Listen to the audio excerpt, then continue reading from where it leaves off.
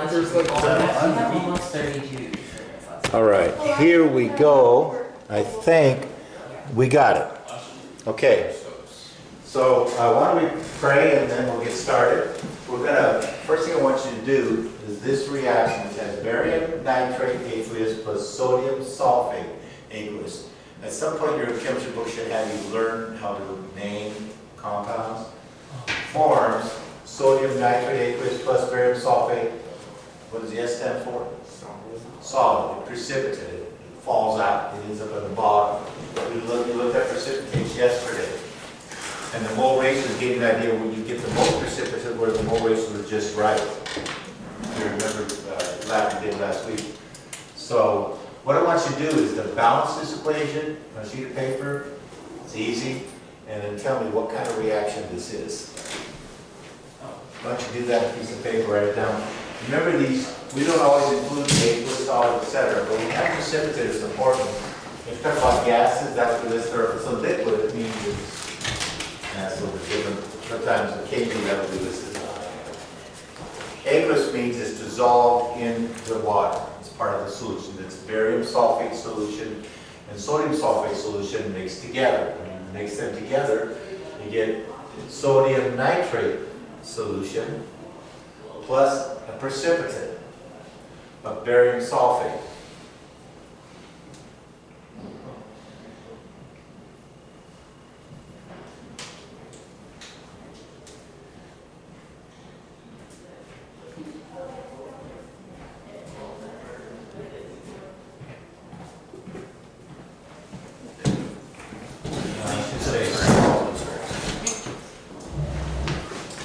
Just gonna check here.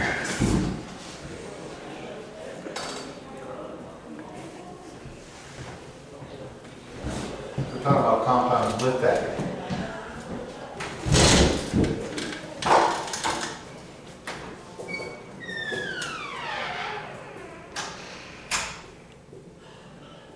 It's insoluble or it's not soluble.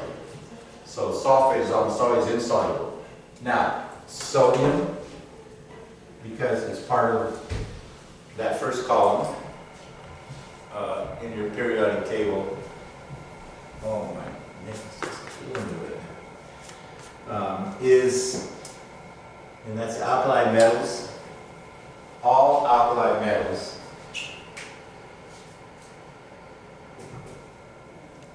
I'll just say soluble.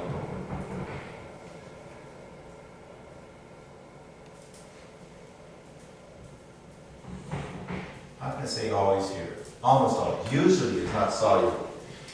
This oversees it. If sodium is mixed with this, it's going to be soluble because all of these are always soluble. All the alkali metals can combine with something. All the nitrates are always soluble. So here we get always soluble, that compound is going to be soluble. Both of these are soluble, it's going to be soluble.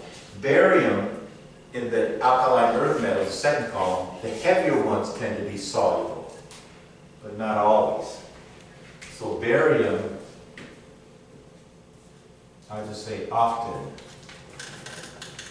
soluble. And you want to learn, they have tables in your books, the chapter on solubility that shows which ones, what tends to happen. You just have to kind of memorize what happens where.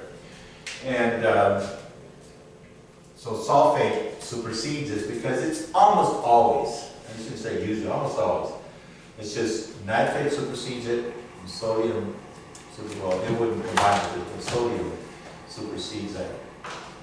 So, yeah.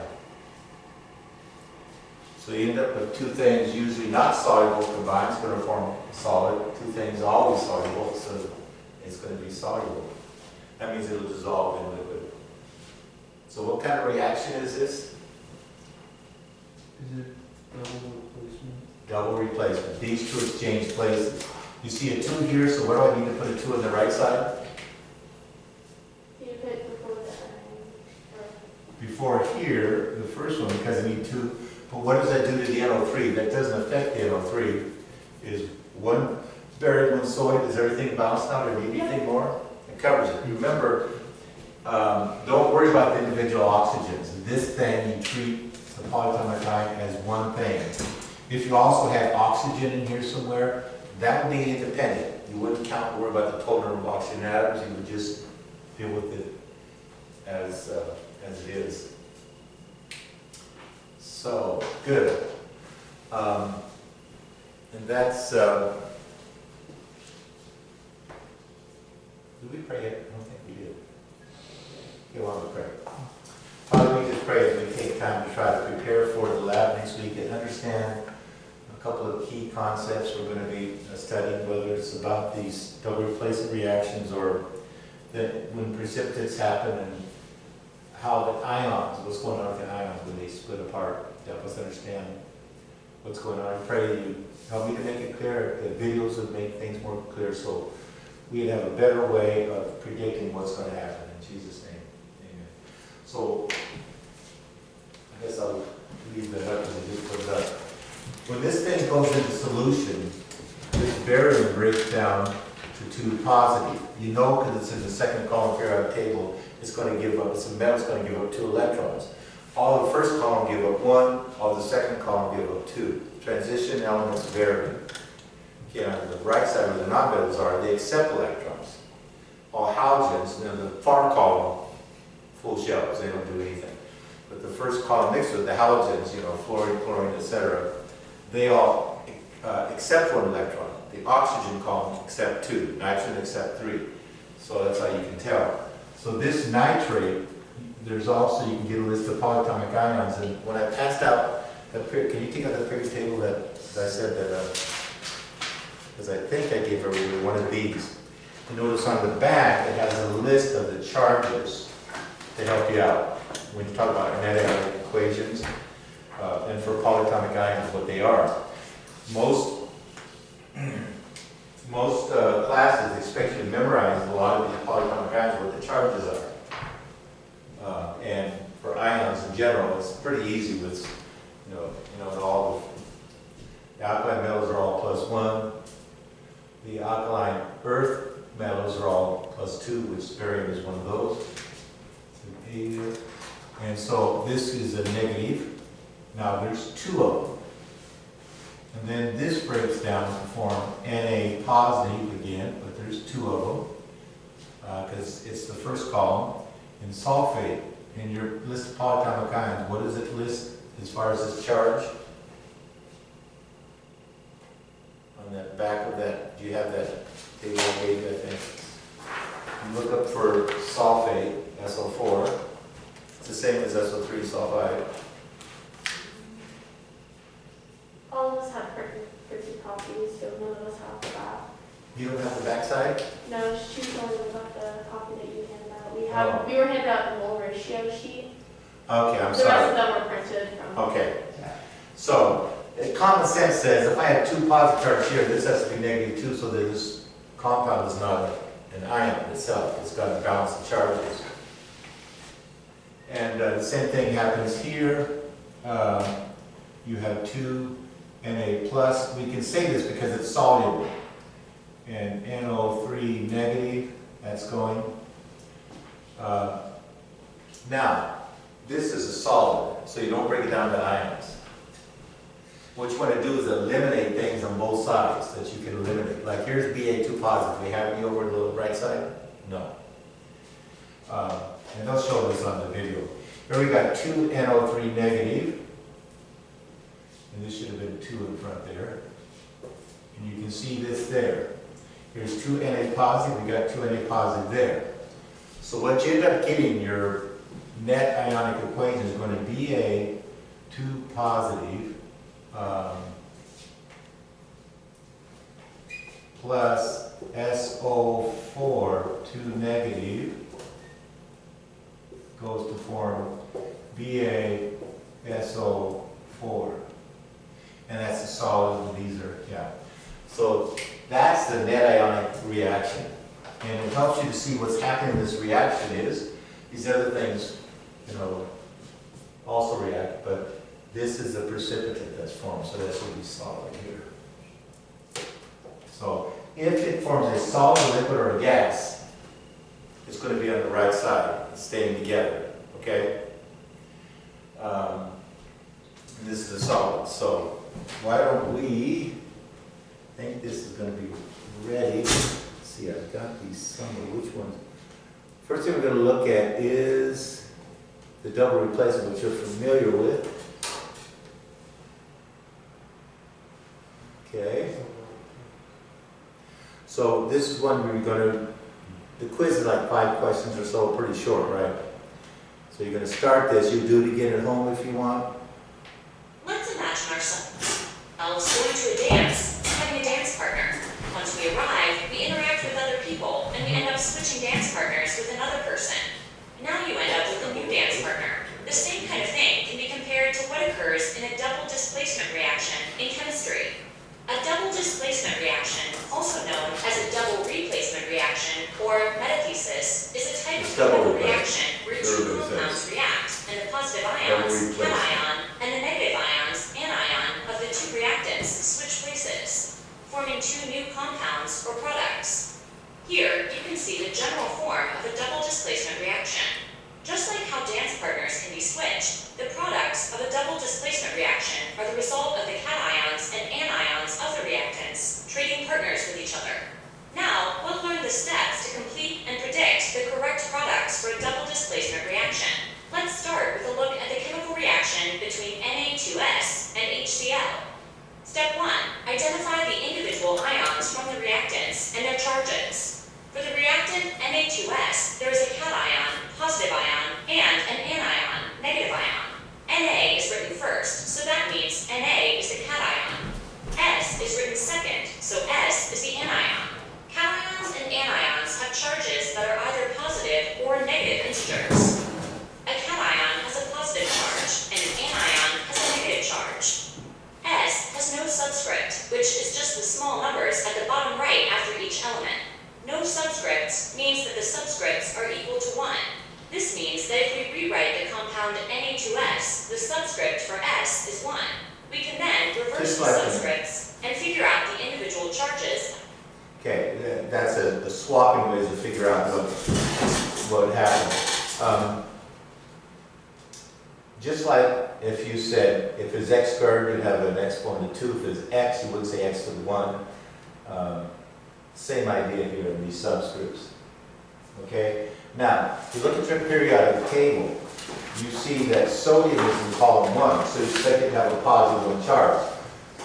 Now, because there's 2 of them, you anticipate sulfur must be negative 2, so that the charges balance out. But if you look at the periodic table, you see oxygen, underneath it is sulfur. And the first column, of course, are the noble gases. They don't have any charge. The next one is halogens with fluorine at the top. That's going to be negative 1. The next column is oxygen, and those under it, which includes sulfur, will be negative 2. But common sense will tell you that in order for the charges to balance, that's of Na and S. Na has a charge of positive 1, and S has a charge of negative 2. and you would write as shown positive here. 1. You do Let positive. us now take a look at the other reactant, HCl. The cation is H, and the anion is Cl. Like we did with Na2S, we reverse the subscripts to figure out the individual charges. Step 2. Switch the cations and anions of the reactants. To predict the products, bring down the charges as shown in this illustration. Originally, the pairs are NaS and HCl. Now, the new partner of Na is Cl, and the new partner of H is S. Step 3. Balance the chemical reaction. The reaction, in this case, is not balanced because the number of Na and H atoms in red is not the same. What we need to do next is to balance the reaction. Now, do you notice, you don't know what the equated formula is going to be here. But because H had a positive charge and S had 2 negative, it's going to take 2 positive charges to balance the negative 2 from the sulfur. So just this is Na2S, we expect this to be H2S. Since the sodium and the chlorine both have positive 1 charge, you need 1 of each, right? Of course, we only have 1 chlorine here, we have 2 there, sodium. So there's going to be some balance in the reaction. But what I want us to see before that, which I hadn't talked about, was how you can predict what the formula will be. Do you guys see that, how you can tell? You can look at the columns of the periodic table as well as, because sometimes some metals will have more than 1 charge, especially from in the middle of it. of the periodic table, that happens a lot. So column 1, we know it's going to be +1. In fact, there's 2 of them, that's a total of +2 charge, so this S must be -2 charge to balance it. So that tells you that it's got -2 charge. And similarly, hydrogen can be a -1 or a +1, it just depends how it reacts. It's most often +1. The fact that chlorine is always -1 because it's in that halogen column tells you that hydrogen must be +1. Because they can both be -2 and +2, they can be the same charge, negative, positive. They have to be the same charge, to be 1-to-1 ratio. The fact that we know chlorine from the column is -1, because all the halogens, fluorine, chlorine, etc., bromine, all have -1 charge. That tells you H must be +1, so the total charge of this atom is balanced. It's not an ion, it's an atom. It's a molecule, it's a compound with a molecule. Does that make sense? What I said, does that help you to see? So the first thing is know how to get what the equations are there. All right, let's go on. And then Ionic coefficients, which are the numbers before each compound. In this case, we'll put a 2 in front of HCl to balance the H atoms and a 2 in front of NaCl to balance the Cl atoms. Now, we have successfully balanced the reaction. For our first example, we'll look at the reaction between Li2SO4 and BaCl2. SO4 is a Okay, why don't we stop, see if you guys can predict. You see what they're saying. Again, look on your periodic table. Where do you find Li, lithium?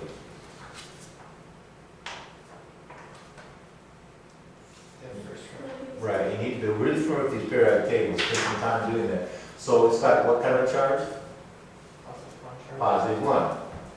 Now, the fact there's 2 of them tells you what's the charge of the sulfate. That's recognized as a polyatomic ion. There's 2 +1s, so the total charge on the positive side is +2 because there's 2 lithium atoms in that molecule. So, what does the charge of sulfate need to be to balance the charge? Okay, and that's what they're showing here. And then you can flip the numbers, and again, treat this sulfate as 1, and that's what they're saying by switching the charges is, oh, well, this must be -2. In fact, there's one of these, this must be +1. Start with the periodic table to know for sure, and then you can figure out what's going on. That's switching things, something doesn't always work. So you break this down into 2 ions. The cation is a +1 and actually a -1. It's called a cation because the cathode of a battery has a negative charge. And guess where, when they split into, break down in solution, they're going to go to the negative ion and be attracted to it. So cation, because they're attracted to the negative ion, but they have a positive charge to do that. Opposite charges are attracting. So you look at barium and chlorine. Again, barium is in the second column, so you expect it to be +2. Chlorine is in the halogen, expect to be -1. Does that work? +2 and 2 times -1, that works. So the difference is I would show that there's 2 of these, you know, and I would show that there's 2 of these. That as far as balancing it later, I'll let it go on. Oops. polyatomic ion, so we'll treat this as one anion. The ion SO4 does not have a subscript. 4 is not the subscript because this is included in the ion. The subscript of SO4 is 1. Let's first determine the ions and their charges. Now we can switch the ions and come up with a double displacement reaction. The reaction is not balanced, so we need to balance it. SO4 will be treated as a whole unit. Do you see at the bottom there where you have, or actually in the middle column there, do you see how they got the formulas? It's LiCl and not Li2Cl or LiCl2 and the barium sulfate. You see that. If you're not sure, remember periodic table, barium has a +2 charge because where it's located. We know that sulfate is -2.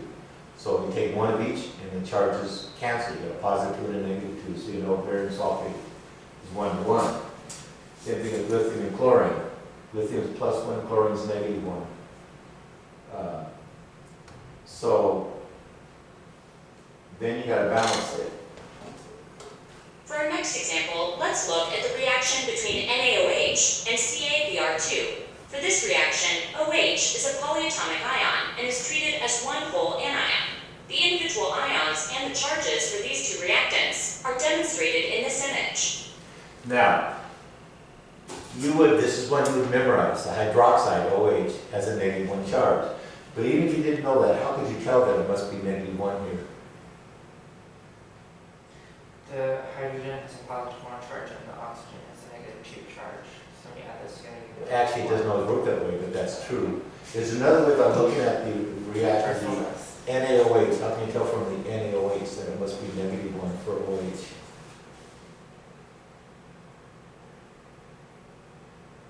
It doesn't always work that way. You know, like the sulfate, sulfur and oxygen, 5 with them all -2, that would be -10. That doesn't work when you add them up. So it doesn't always work that way. It often doesn't.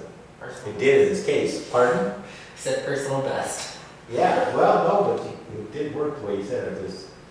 So, sodium is in what column? Let me prepare a table here. The first column. So what's this charge always going to be? +1. So what does OH need to be to balance that? That's how you can tell, even if you hadn't memorized OH is always 1 negative. Okay, and similarly, bromine. If you look over in column 17 or 7A, you see that it's down, the third one down. It's a halogen, so it's got a -1 charge always. There's 2 of them. You expect calcium to be positive 2 charge, but actually it is in the second column, and it always, the third one down, it always has a positive 2 charge.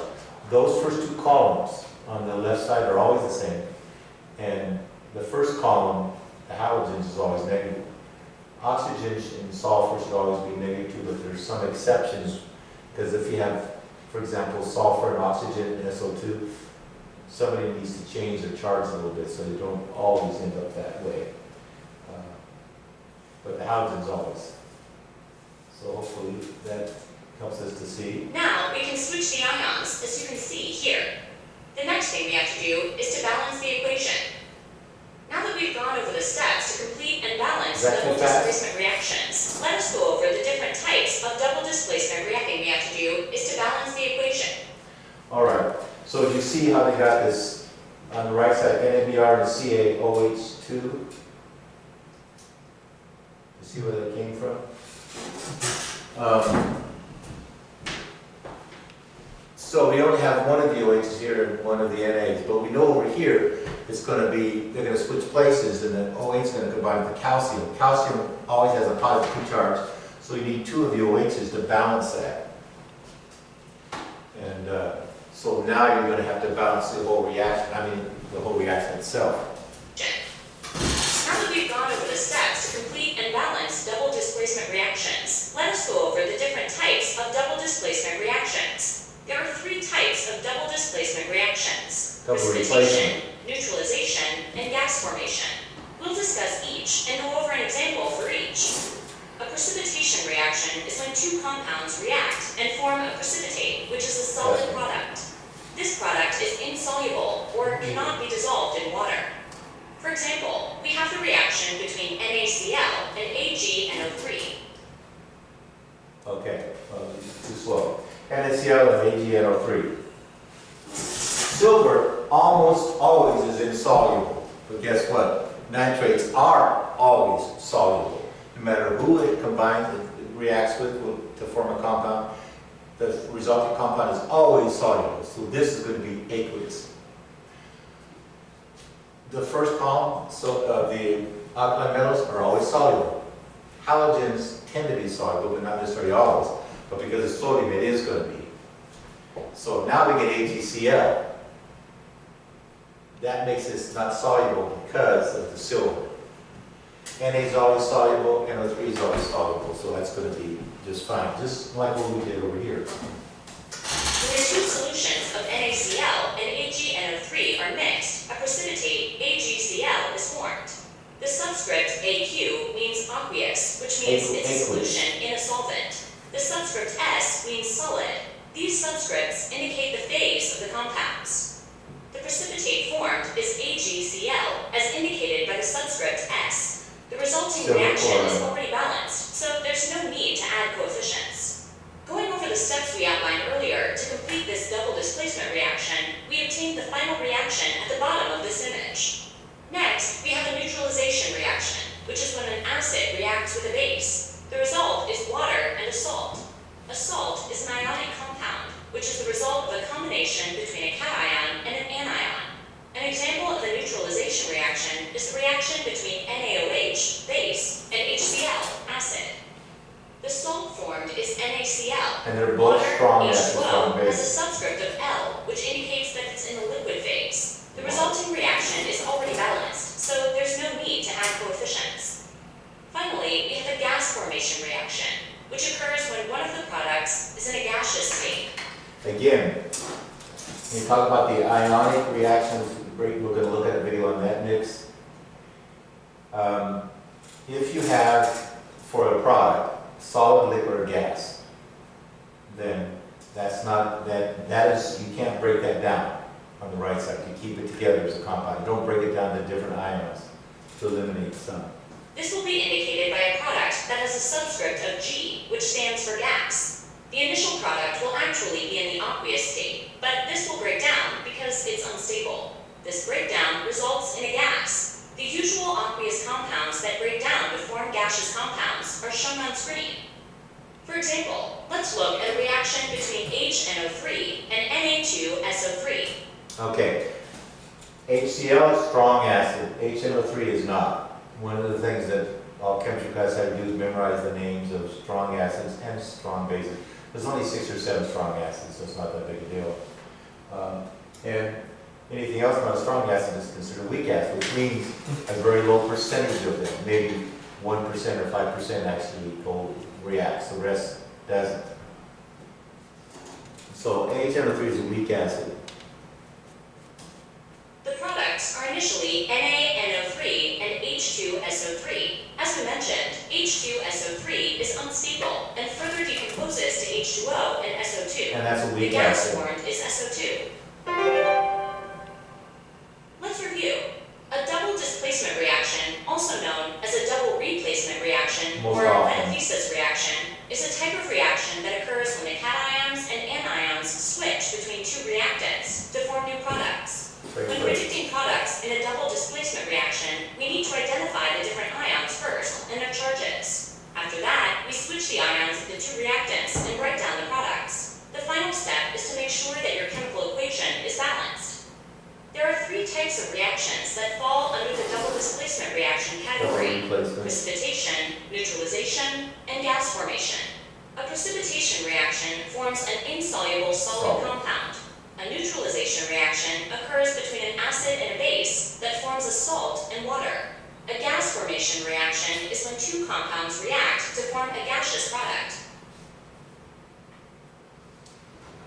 Okay, so you'll give it a watch that again. I'll just have so many tabs here open. This is predicting precipitates and net ionic reactions. And just like we predicted that barium sulfate would be a precipitate, you would predict it, you would have to know about solubility, etc. Hopefully they do actually. When 2 aqueous solutions react, they sometimes form solids in the solution. The solid is called a precipitate. Precipitation reactions occur when the cations of one reactant and the anions of the second reactant found in aqueous solutions combine to form an insoluble ionic solid that we call a precipitate. Solid. Most precipitates are formed in a double replacement reaction. A double replacement reaction is when the ions in 2 compounds exchange places with each other in an aqueous solution. AX plus BY makes AY plus BX, where A, B, X, and Y are all ions. An ionic solution is when the ions of a compound have dissociated in an aqueous solution. A reaction happens when you mix 2 aqueous solutions. This is when you find out if a precipitate will form or not. A precipitate forms if the product of the reaction of the ions is insoluble in water. Solubility rules for inorganic compounds will help predict whether something will come out of the solution to form a precipitate. There are many different tables in books and on the internet explaining solubility rules. The problem with making them seem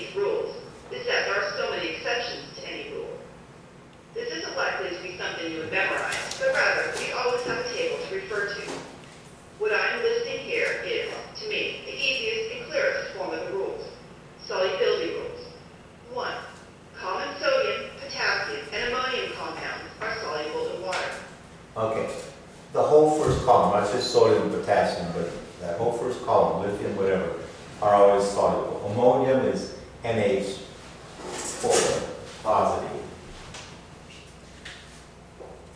Ammonia is NH3, ammonium is an ion, NH4 positive.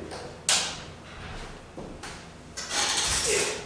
Common nitrates, acetates, and chlorates are soluble. 3.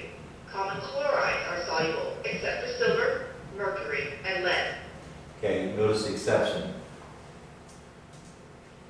4. Common sulfates are soluble, except calcium, barium, strontium, and lead. 5. Common carbonates, phosphates, and silicates are insoluble, except sodium, potassium, and ammonium.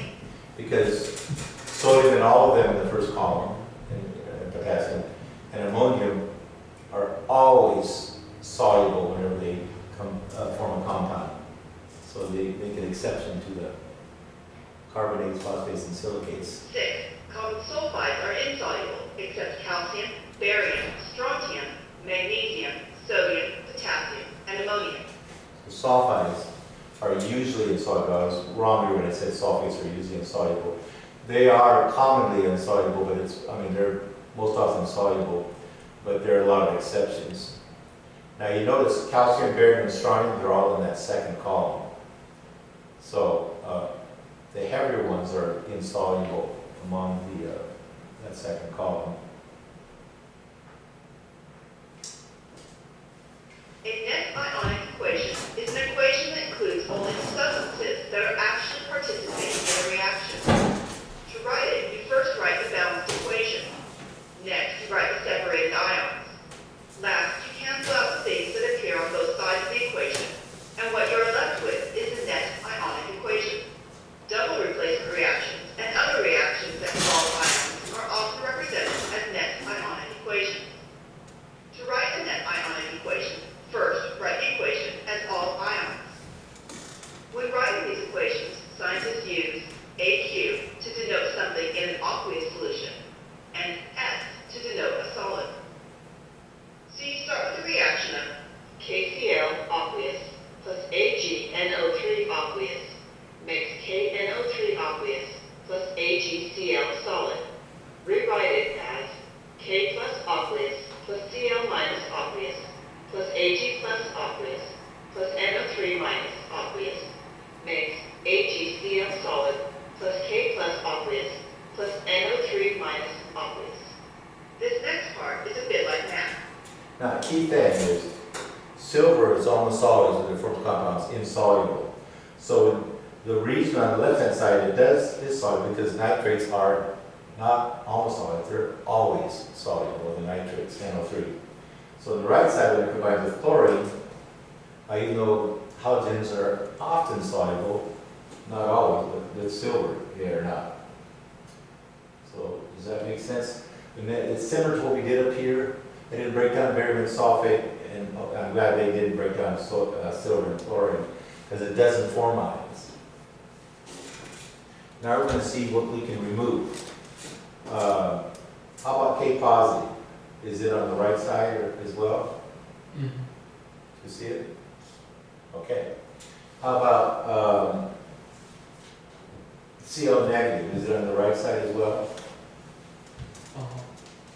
No, it's Cl negative is not AgCl, so we can't eliminate that. How about NO3 negative? Is that on the right side as well? So you can eliminate those, and that's what we're going to show you. Remember, when you can cross out like terms on each side of an equation, you do the same thing here. Get rid of the ions that appear on both sides of the equation. And now what's left? You have Ag positive plus Cl negative forms AgCl, similar to what we ended up here. Same kind of thing. Equation. That's a net ionic So reaction. the net ionic equation is Ag plus aqueous plus Cl minus aqueous makes AgCl solid. You can see that the final product is a solid. This is a precipitate that is forming. In this reaction, it is silver chloride. Here's another example where you not only solve the net ionic equation, but you determine what precipitates. Write the net ionic equation for ZnNO32 aqueous plus NH42S aqueous makes ZnS question mark plus 2 NH4NO3 question mark. Good, they didn't tell you what the state is. Why don't you guys do that on a piece of paper? See if you can figure out what state it's going to be. Because if it's going to be a solid or a precipitate, it's insoluble, that means. I mean, that's important. So we know some things. We know that NO3, NH4 positives, negatives are always soluble. So that's something to get you started. And that sulfides are almost always insoluble.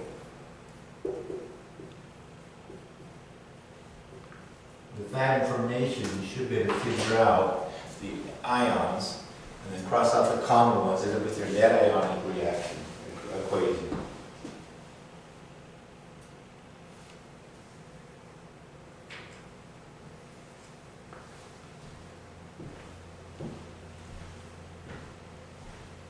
By the way, they gave you this, and they didn't have to.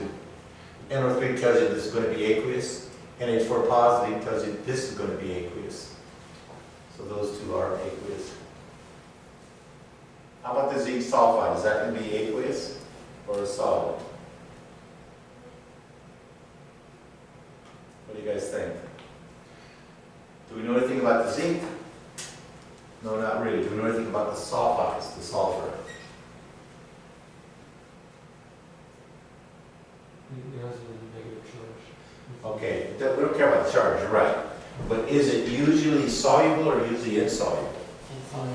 Insoluble. Sulfates are usually soluble. Sulfides are almost always insoluble. So that means zinc sulfide should be a precipitate. How about NH4? What do we know about these? Always, every single time, soluble. How about NO3? Always, every single time, soluble. You put them together, you know it's going to be soluble. So that will be aqueous. And this will be S, this will be aqueous. So then, you should be able to break them down. Why don't we do that here? But I want you guys to do it, so I'll just get it started. So we got zinc nitrate plus, and they show us aqueous, so I better do that. Not aqueous, but aqueous. I don't know why they say that. So, sulfide, so there's going to be 2 of these. Aqueous. Zinc sulfide, solid, plus, and they balanced it. Did I need any others? I don't think I do. NH4, NO3, and that's aqueous. If it's aqueous, you can break them down into the ions. The one you can't break down is this one, zinc sulfide. So why don't you work on that, breaking it down into the ions. You may not know what the charge of zinc would be. You can look up at the back and find it on that periodic table. But you know what NO3 is always? Do you remember? It's always a -1. -1. NH4 is always positive.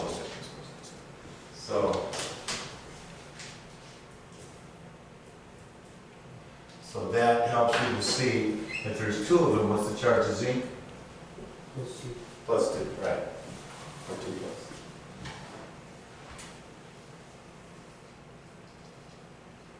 You guys have finished, and you think you have you finished it, let me know. I'd like to look at what you got.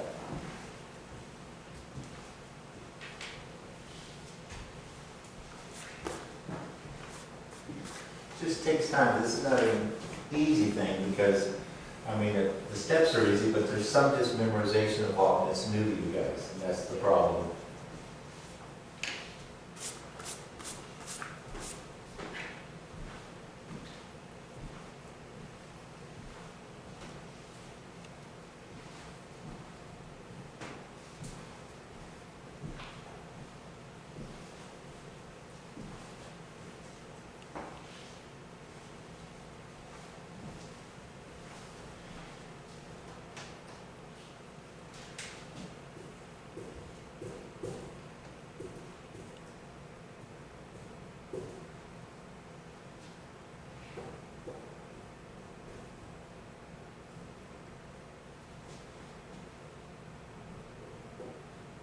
So,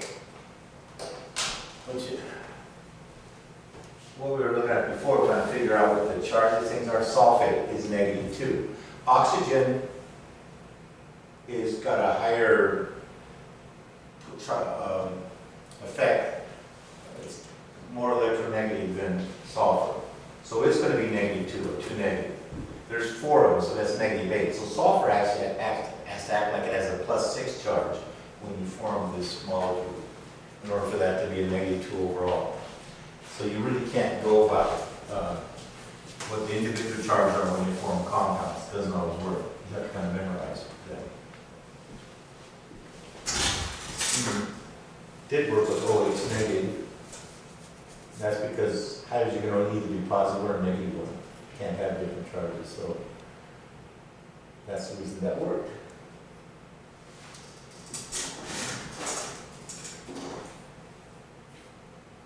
What am I nucleators right now? I need to take some medication.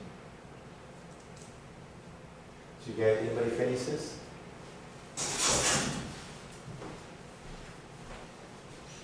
Okay, why don't we kind of do this together? You know we're going to have zinc here and NO3. There's going to be 2 of them. Each one, we know this is -1. So what a zinc has to be so that these, right, usually say 2 positive like that. And then this is going to break down to NH4 and the sulfate. This is +1. So because there's 2 of them, tells me this must be 2 negative. Over here, we're going to get, don't worry about the zinc sulfide. It's a salt, it's precipitate. There's 2 of each one of these. You got 2 NH4 +1, and you got 2 NO3 -1. And that balances out charge-wise. So now, let's see what we got, because the number makes a difference. 2 NO3, 2 NO3. 2 NH4, 2 NH4. What's left? Zinc, 2 positive, plus S, sulfur.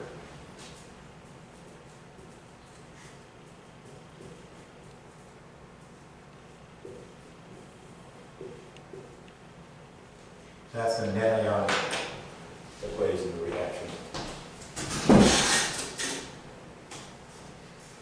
Let me give you time to pause. You going? Oh, it isn't. Uh-oh. Clicked on the wrong thing. Something jumped up. There it is. The question mark denotes that we don't know what form these products are in, aqueous or solid. When you consult a table which tells you the solubility of compounds, you find out that zinc sulfide is not soluble and therefore precipitates. Now you can fill in those question marks. ZnNO3 aqueous plus NH4 aqueous makes ZnS solid plus 2 NH4 NO3 aqueous. Write the ionic equation. Zn2 plus aqueous plus 2 NO3 minus aqueous plus 2 NH4 plus aqueous. The numbers, the coefficient in front are important. Makes ZnS solid plus 2 NH4 plus aqueous plus 2 NO3 minus aqueous. Cross out the things that occur on both sides of the equation to make the next ionic equation. Zn2 plus aqueous plus S2 minus aqueous makes ZnS solid. And that's what we A have. precipitate is a solid formed when the cation and anion in an aqueous solution react to form an insoluble compound. Like what we did last An week. ionic solution is when the ions of a compound have dissociated in an aqueous solution. A net ionic equation is an equation written so that only the substances that are participating in the reaction are shown. That's it. Okay. So, how much time do we have left? About 20 minutes. Oh, okay. So that's how you do net ionic reactions. You know how to balance equations. It seems like you guys are pretty comfortable with that. This is kind of a new thing. And a key part to it is getting solubility rules. Let's see if I can find them in a book that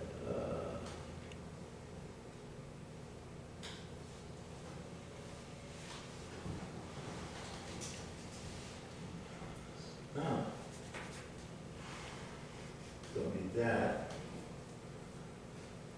We got Ionic Equations. Seen that. Let's see. No, that's not what I want. I'll get rid of that.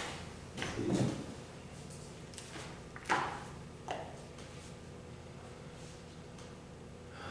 Sorry. We got something here. Should.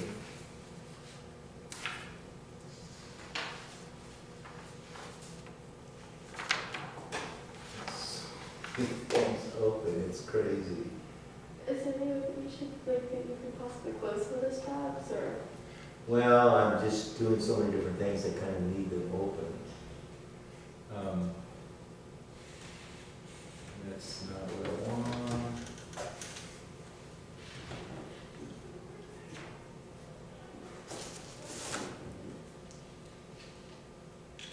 There it is. Took a while to find it.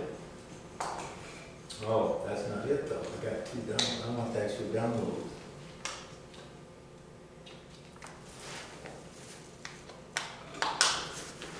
There it is. No.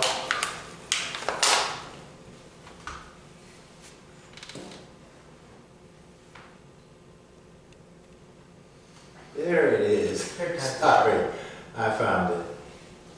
Okay. Let's see, net ionic reactions. Is it a textbook? Yes, a textbook, an ebook.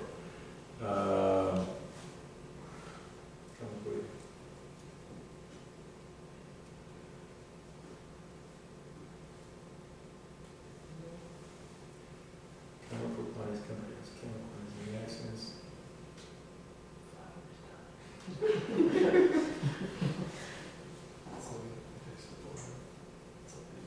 You can't get rid of it both years. I have. I'm going to go forward. I don't know how to You're gonna use the whole I don't know. It's probably like my first. What you do is when it runs out of ink, you create an imagine the same pen, so just Oh, there's just like a new, like, you get to move, like, you can pen apart, but the other, that was just rude and. Got it. Okay. Actually, I forgot what I was actually looking for, which is, Oh, you just got all the ink?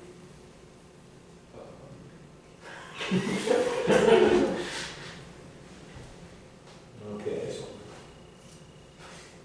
Where's solubility? I think that's so weird or something. Gases, solutions, probably 350.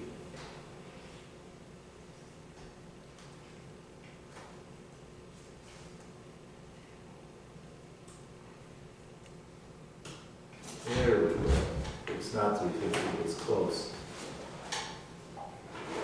I want to find a solubility table here to show you what they look like. I could just do it online, but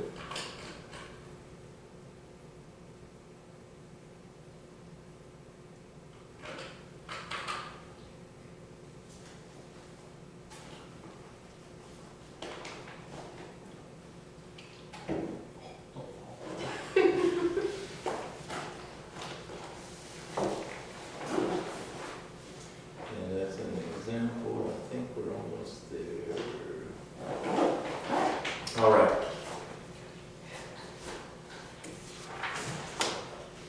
Yeah, why don't we do this bet, because this will, okay.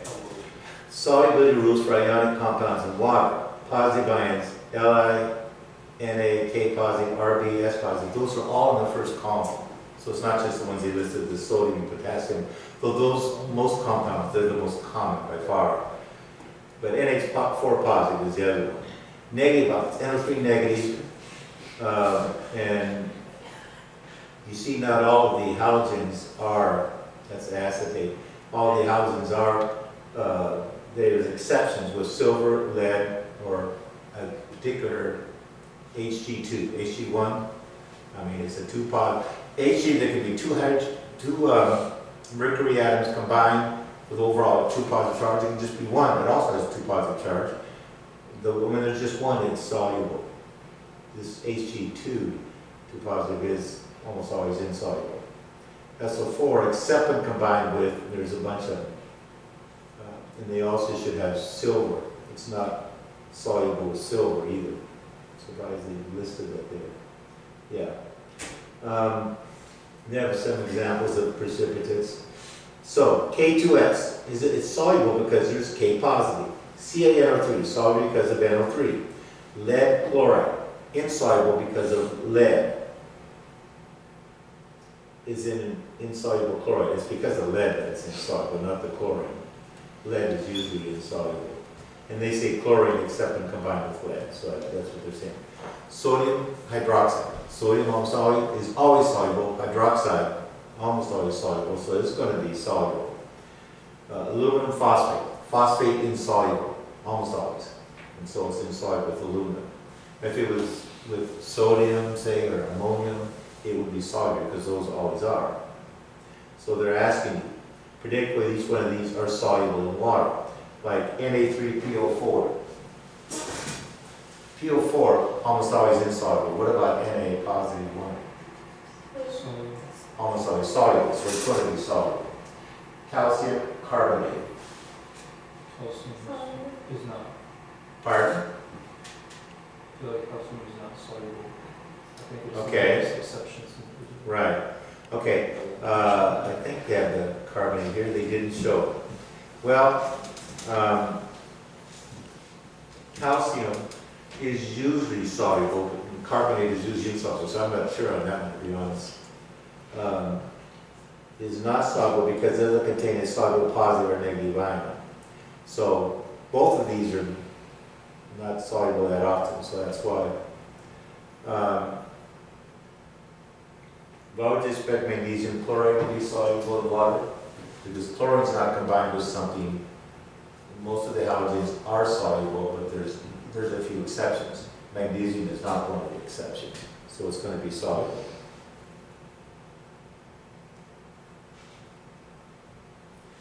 Okay, so that's, and they talk about switching, you know, like they were talking about before, the same idea. Silver and chlorine. Chlorine is usually soluble, but silver is one of the exceptions, so it's insoluble. Sodium and nitric, they're both always soluble, so there's no problem. So anyway, you can find the solubility table, and they usually have rules right here. Sometimes a little bit more to it than that. They try to keep it pretty simple. And you guys we've already talked about some of the rules you may need to know. All of the first common metals, are they always soluble or insoluble? Always soluble. Yeah. Second common depends on the lower ones or the upper, it depends how heavy they are. Okay. So how long do we have to attend? Is it 11? It's 11:30 right now. We have till 11:40. 11:40. I have 11:28 right now. Yeah. Okay. Okay. Let's see if we can get some more first off. Let's do a net ionic reaction. Let's see what I can have you do.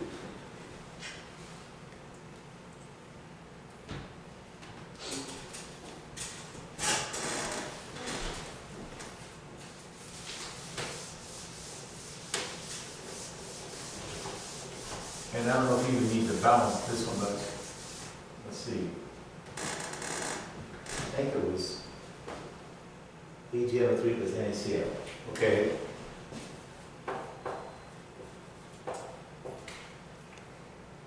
What do you expect to be in there?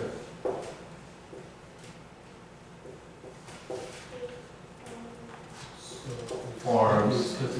So what I'd like to do is try to figure out what these are going to be and what's going to form over here, what they will like to be, precipitates or not. The first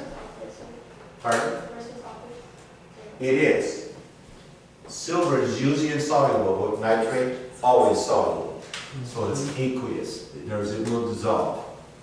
And I should just start at the left more. So that's a solid. Sodium, always soluble. So this is aqueous. It's sodium chloride, it's salt. Pardon? It's sodium chloride, so it's salt. Right, but it dissolves in water. Yes, it is salt. But there are many different salts. It's table salt. Now, we're going to form, this is always +1, NO3 is always -1, +1, and -1. So it's really easy. They're all 1 to 1. So we know it's going to be over here, NaNO3, plus whatever goes in there, plus AgCl. Okay. Sodium, That's aqueous. always soluble. Nitrate, always soluble. So this is definitely going to be aqueous. That's solid. That's a solid. So we're going to break these down to Ag positive plus NO3 negative. And then we're going to have Na positive, Cl negative. And over here we have Na positive, NO3 negative. And then we've got your AgCl, which is a solvent, precipitate. So what can we eliminate? You see on both sides. The NO3s and the Na positive. You see that? What's left? Ag positive plus Cl negative goes to AgCl, solvent. That's a net ionic reaction. So that's good to be able to do that in the balance set. Because we saw a video on net ionic equations, you need to be able to do what we just did here. It's not that necessarily that difficult. Let's see if I can find another one here in practice with one where we've got to balance it.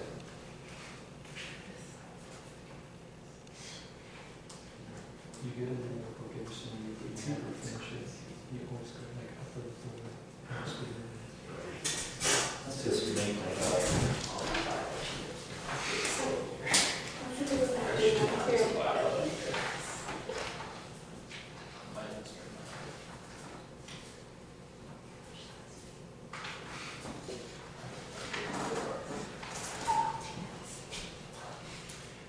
actually, what do I do? Yeah, I'll leave it. LiCl plus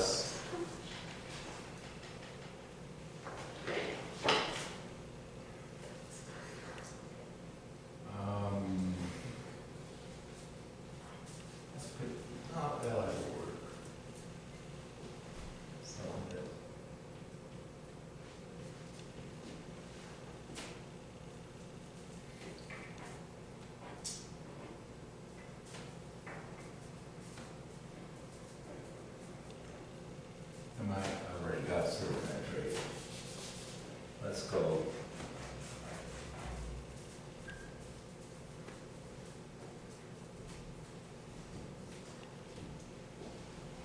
And we know, you figure out what's going to be on each side. And what this, I'll tell you this, these are both aqueous on the left side. But you want to figure out the compounds form and if they're soluble and get the net ionic reactions. See if you can do that. Why don't you work on that?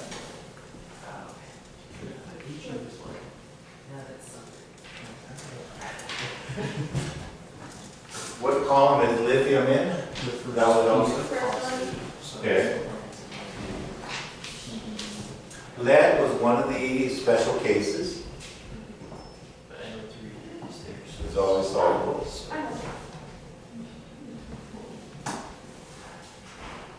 Chlorine was soluble except certain special cases. Silver, lead, and mercury too. And there we see lead. So you know that when you combine with chlorine, it won't be soluble.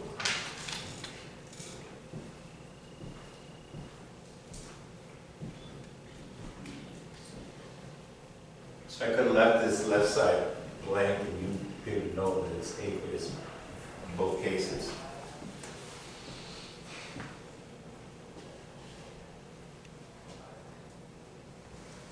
Is it still going? You still with us? Yes, it is. Good.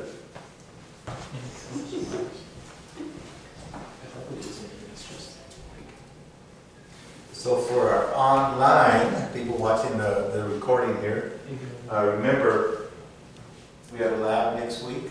I don't know what you can do with that stuff. You'll observe it as we do it. But you should watch those 2 videos and then do the quiz on it. And if you don't get 100%, I would do it again till you get 100%. It's usually not very long quizzes. And we're trying to get the net ionic reaction. So who can tell me how this breaks down here on this side? +1. Say what? It's +1. For Olympia's +1. And then That's a negative 1. you can say that. Okay. What's the charge of the lead going to be? Because NO3 is, there's 2 of them. And then +2. Okay. I'll go ahead and show you. These doesn't even worry about the plus and minus signs with this ion. Plus, how many nitrates? 2 or 2, sorry. Right. Okay. Now, what compounds are going to be formed over here? They're going to switch places. So lithium's going to combine there, and lead's going to combine there. So lithium is going to combine with the nitrate. Is going to be, this is +1, this is -1, so it's going to be that reaction. So you can see we're going to need a 2 in front here to balance this. I need a 2 in front here, so it's balanced also. And then we may need more. I guess I should get the colors you were doing. Is this going to be a solid or aqueous? How do you know? Because of the nitrate. Nitrate is always. All right, so this is aqueous plus what's left is lead and chlorine. Lead has a +2 charge, so you're going to need 2 chlorine.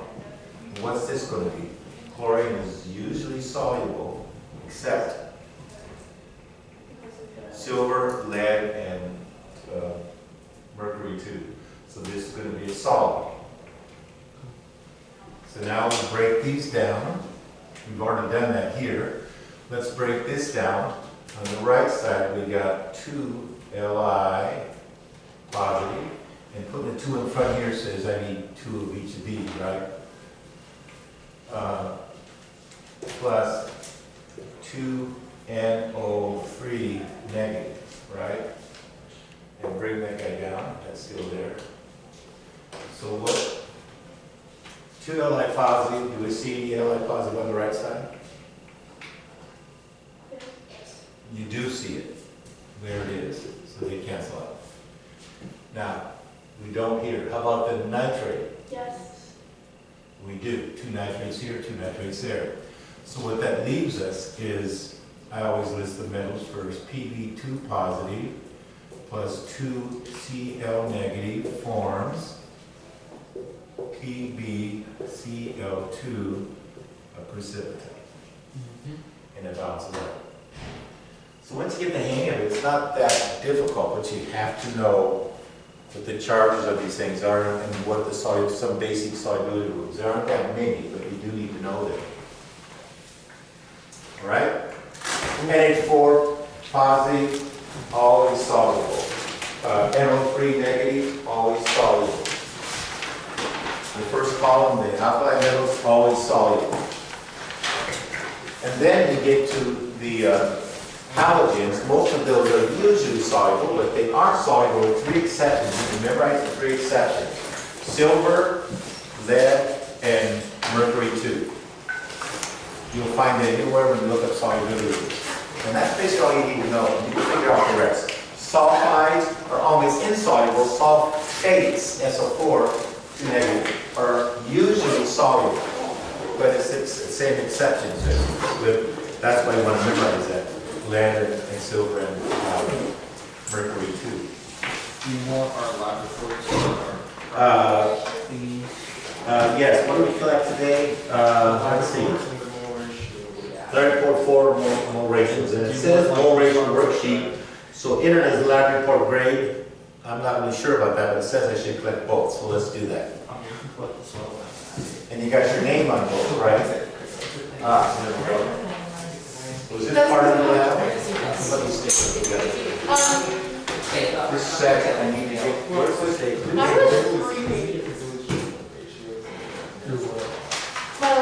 Was this helpful, guys, what we did today? Guys, if you want some help from me, because of my teaching and working as a full-time sub, basically, I'm not really, well, I think we're on together. I'm not really available on Friday mornings like you guys all get together, but if you want to get some time with me, just let me know. I can set up a Zoom session. I can email you so you guys